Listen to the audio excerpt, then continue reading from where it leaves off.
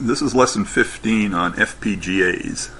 And we saw in lesson 14 how PLDs and CPLDs were implemented using multiple input AND gates and OR gates to implement basically a sum of product solution. Well, in 1985, Xilinx introduced a completely different architecture for a programmable logic device called a logic cell array, made up of a whole array of so-called configurable logic blocks. In 1991, they introduced the 4000 architecture, and this shows what the chip looks like. It's an array of these little configurable logic blocks, or CLBs. Around the edge, there are I/O blocks, and these CLBs are connected with basically switches and wires inside the chip, so you can connect the output of this CLB to the input of this one or any other one on the chip. So what's in the configurable logic block? Well, the configurable logic block is made up of these lookup tables. This is really a 16 by 1 RAM. There are 4 inputs and 1 outputs, and it's just a lookup table. You put in an address 0 to 15 here, and a single bit is stored. So it's just a 16 by 1 RAM.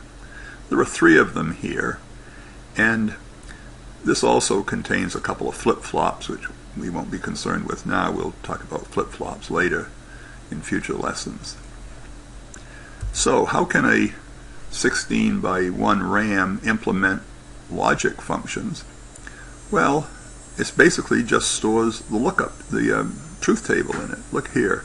Suppose you have this combination of A, B, C, D in and Z out. This would be not A and B, or C and D, for example. Well, this could be the truth table. A, B, C, D goes from 0, 0, 0, 0 to 1, 1, 1, 1, and there are 16 possible outputs here for Z. So you just store that in the RAM, and you put in A, B, C, D as an address, and out comes Z. So if you put in 0, 1, 0, 1, out comes a 1. Well, since there are 16 bits in the output, there are 2 to the 16 or 64K different ways of arranging those outputs. So with a simple 16 by 1 RAM, you can implement over 64,000 different logic functions. No AND gates, no OR gates, just a lookup table. So here's what's really inside the chip. These are these CLBs, these are these switch matrices. The outputs just get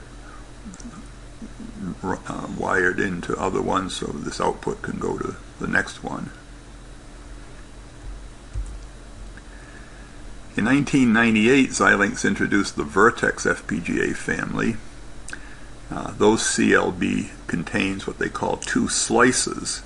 Each slice had 2 lookup tables and 2 flip-flops. Also included some carry and control functions here to do fast arithmetic.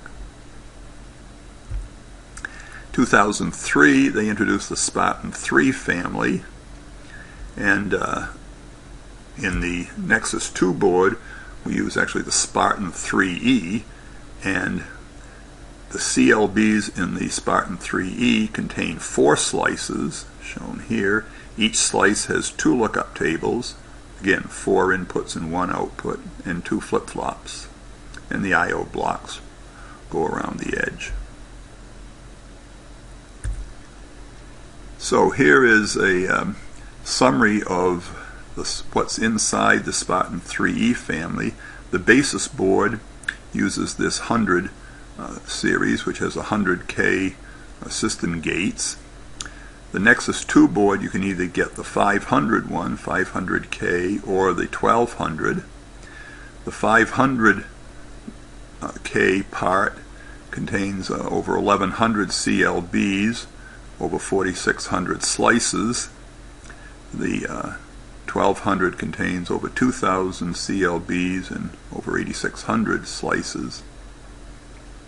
The distributed RAM just uses the CLBs as a memory. You can actually use the inputs to the CLB as an address, and so you can make RAM out of the CLBs. That's called the distributed RAM. And in the 500 there are 73K bits of that memory. In the 1200 there's 136K. The Spartan 3Es also contain block RAM bits. We'll talk about block RAM and how we use it for doing video graphics in later lessons. But the 500 contains 360K of those block RAM bits, and the 1200 contains 504K.